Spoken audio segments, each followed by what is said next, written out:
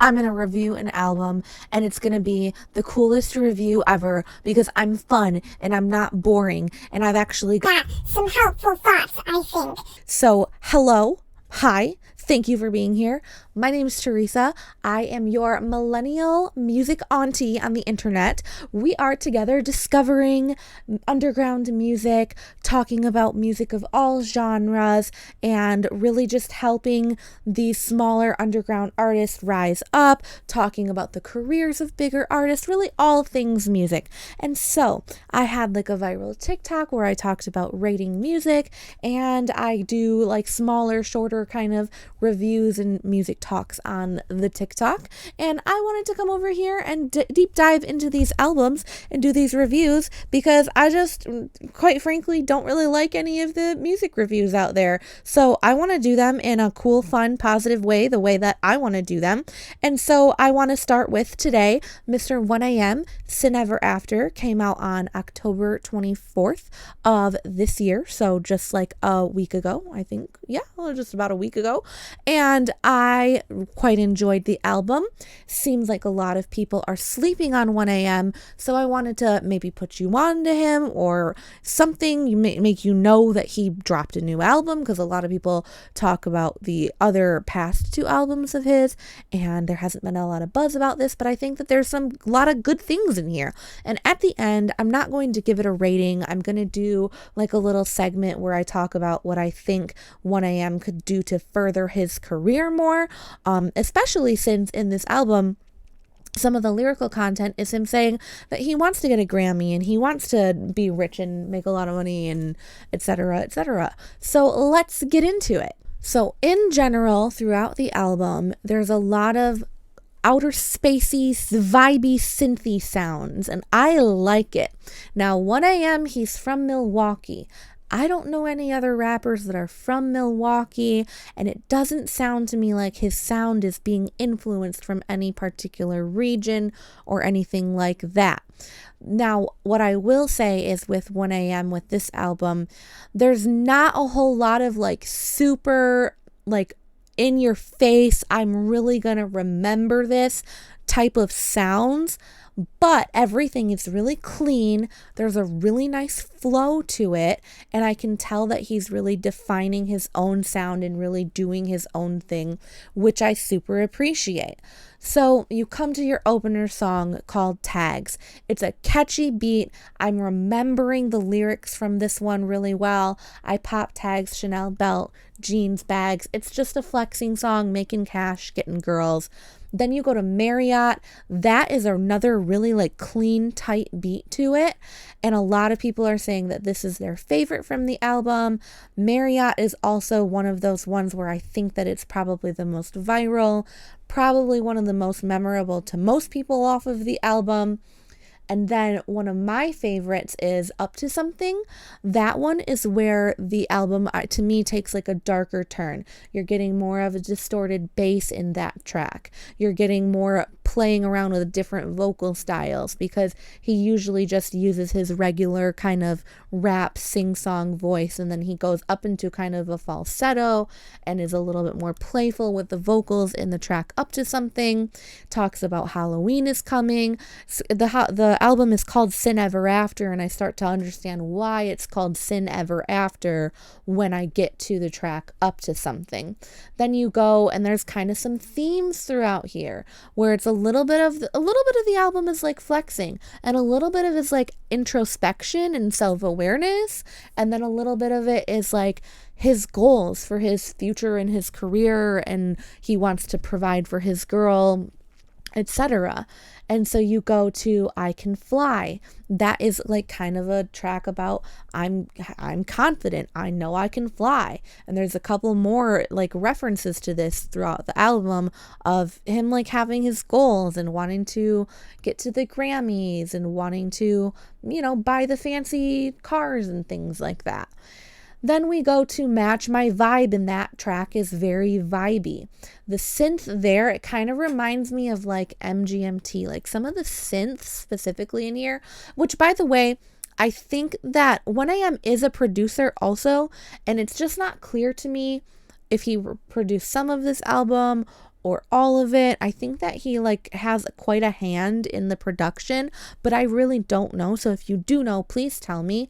So, because a lot of the synths in here, they remind me of like alt and indie kind of synths, but they have the like the trap and plug and B type of like beats and everything on top of it.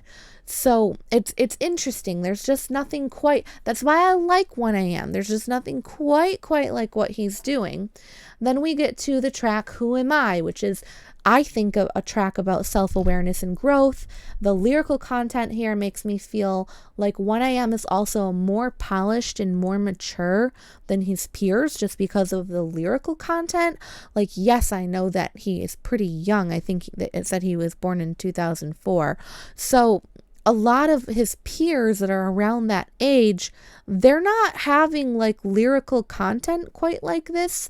It's really more completely just flexing or raging, which is also great and fun. And I love that. But this one is like a little bit more, I'm introspective, I'm self-aware, and I like that. The next track after that is Cloud 9. That's not the next track. A couple of them I'm skipping, but these are the ones that I made notes on. Another track, Cloud 9, it goes back to being upbeat. It tells you some of his story about how he's come up. He's got some cool like sample interjections, and this happens throughout the album too, of like speech. And in this track it goes don't worry, and it repeats in an interesting way. There's other tracks on the album where there's also like repetitive like speaking samples that are like intentionally very in an interesting way repeated throughout the tracks. I also thought that was kind of unique about this album, and I liked it. And then you're getting back to being like introspective again on tracks like Just Like Me and Golden Token. And then Understand Me is the track where he talks about his goals to go to the Grammys. And that's also a cool track because there is a beat switch in it, and it like it like starts out as like kind of happy, like smooth vibes, and then it switches the beat in the middle of the song to go to like a distorted guitar thing, and that was also cool. So there's a lot of there's a lot of moments where it's like, oh, okay, it's kind of long, okay, it's like a lot of repetitive, but it's all like nice. And like a lot of times you listen to these things just for the vibes, so I appreciate it for the vibes. But then there's moments like that where it's like, ooh, okay, I liked that beat switch and Understand Me. Then you go to Let It Go and F the Talk. Those tracks are way more bassy and aggressive, and there's more of those speech samples that are like repetitive in there. If you listen to the album, if this is something that other people do that I'm just like missing or something, or I just particularly like it here, I don't know, let me know. So anyways, then I liked how in Ain't My Life, and then the end track, which is called No New Friends, they have choral samples, and that goes so well with like the outer spacey synthy vibey sounds that I really think are so cool. And it's just really creative, and that's another reason why I think that 1AM doesn't really quite sound like a lot of his peers right now. So the ending track is called No New Friends. It generally talks about how he doesn't need new tethers.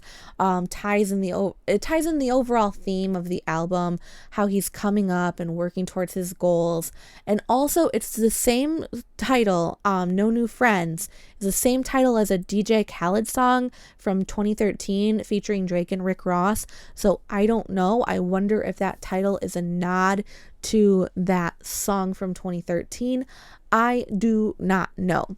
So that's the album. What do I think about it overall and how this can further 1AM's career in the future?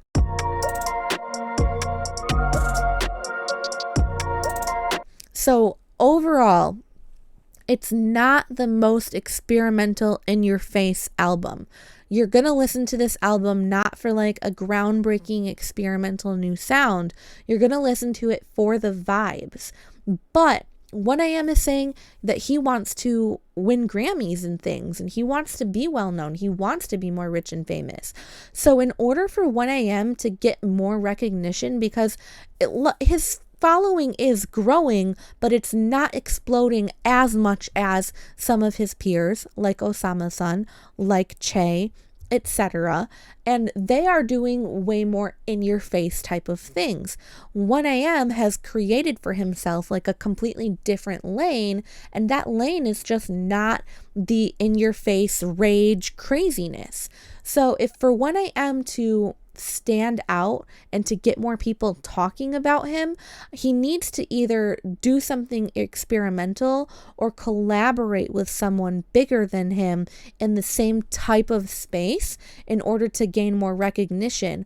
Or if there was like a project like that he did that was like a total delving into a concept project, like if he, because in this album there's some introspection, but there's also some flexing. So if he went way deeper, because I also like the depth of his lyrical content.